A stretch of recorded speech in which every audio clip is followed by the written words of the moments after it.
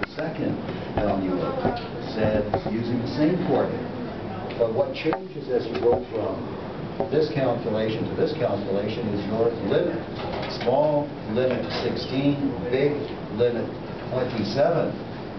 So Z is then 16, take away the average, divided by 5, and this turns out to be negative, I guess 5 over 5, which is negative 1. And at the upper end is your boundary 27, take away the average, divided by 5.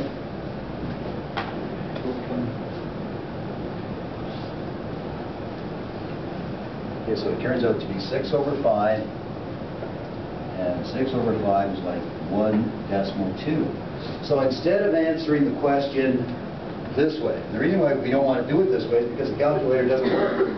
The calculator is only built on Z-scores. So what we got to do is change this question to a question that the calculator can read. And we're looking at the probability of a Z-score between negative 1 at the low end and 1.2 at the upper end. Okay, now that brings you into step 2. And in step 2, you lay out the question in terms of a picture.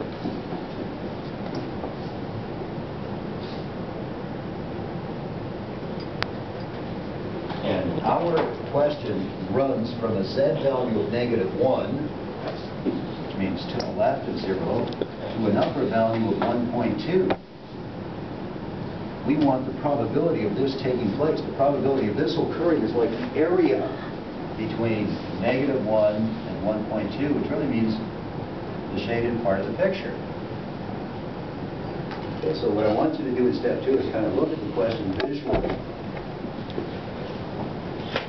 When you look at it visually, it allows you to load up the calculator correctly.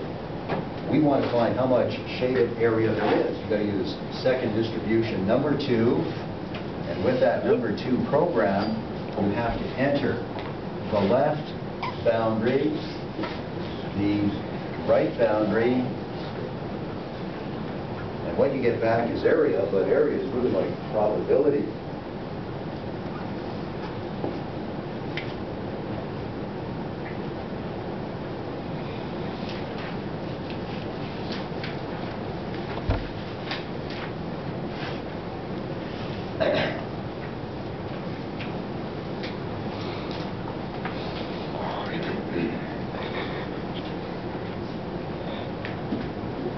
Okay, so what's the answer? Okay, yes? 6.8. Okay, 6.8. Yeah, how many got 6.8? Okay, I can get 6.8 either. Okay, is there another possibility?